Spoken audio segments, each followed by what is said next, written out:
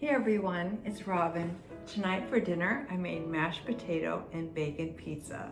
It's delicious. I'll show you how to make it. Let's start with the dough. 2 cups of all-purpose flour, and then you want to mix water and a little bit of honey together, then add the yeast to get things going. Give the flour and salt a quick sift, and then put everything together and stir until you get a sticky dough.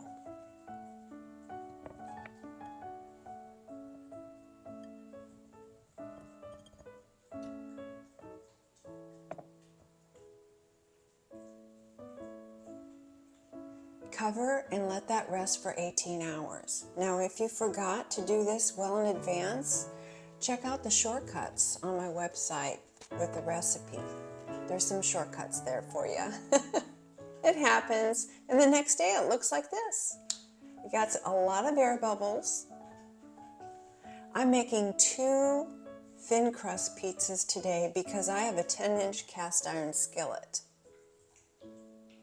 So if you have a pan that's large for pizza, go ahead and make that if you choose to. So you just want to pat out your dough into sort of a rectangle. Try not to handle it too much. Divide it into 2. Usually when I try to divide it into 2, one is a little bit larger. It doesn't matter. Pretend you have 4 corners and roll into a ball.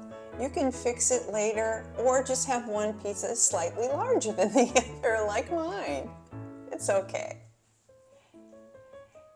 Cooking times vary though. So cover with a damp cloth and you want to rest that for at least an hour. And then start with your toppings. So here I have a Yukon Gold potato and I'm going to boil that for 15 minutes. Butter, salt, black pepper, creme fraiche, or if you don't have creme fraiche, use cream or milk.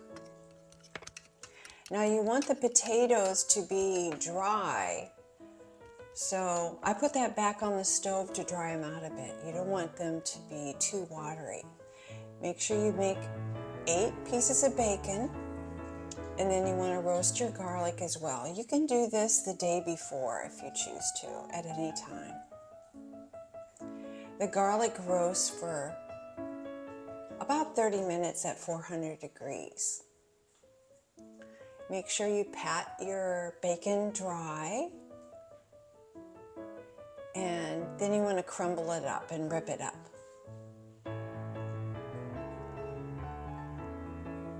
After the garlic has cooled off, then you want to squeeze the garlic from the cloves. And boy, does that make this pizza delicious.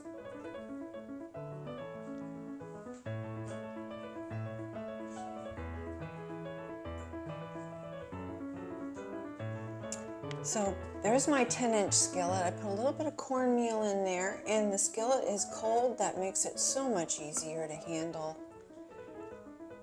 You're not so nervous about burning yourself. And then you just start to work with the dough. Try to do minimal working as possible. But since we're going for a thin crust, you do have to try to get that thin.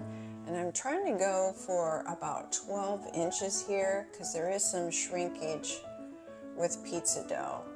So if you find that it's not working for you, just let it sit and rest for a little bit longer and then pick it up and start to work with it again. You can see how I'm trying to do it here. Just do the best you can, and just what you're just trying not to rip it. You don't want any holes, and there you go.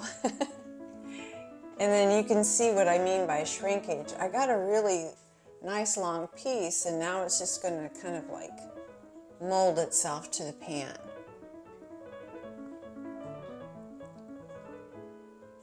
Wonderful. I'm really satisfied with that, and I can see air bubbles.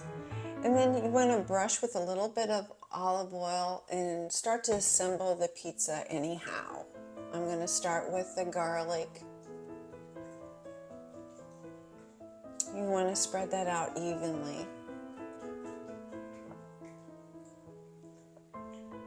And my oven, by the way, is definitely already 500 degrees Fahrenheit. Sprinkle on any amount of Parmesan cheese that you choose to.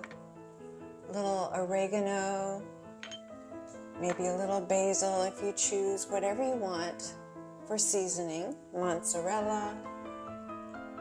On goes the bacon.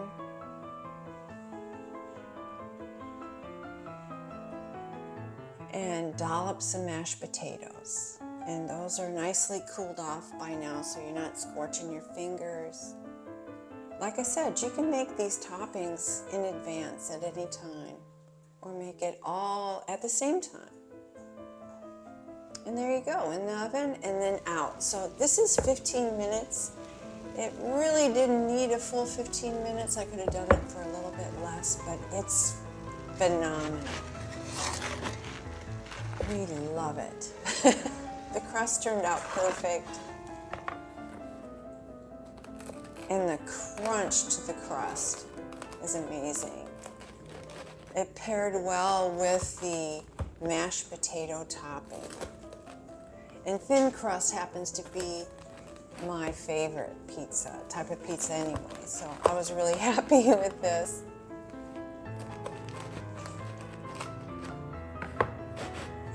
And there you go. Bacon mashed potato pizza. Put it in the toaster oven the next morning. Reheats phenomenally for breakfast.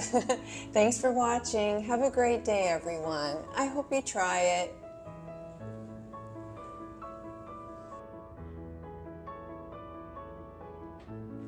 If you like this video, please like, share, and subscribe. This is James T. We got him on New Year's Day. He's getting so big. Have a great day, everyone.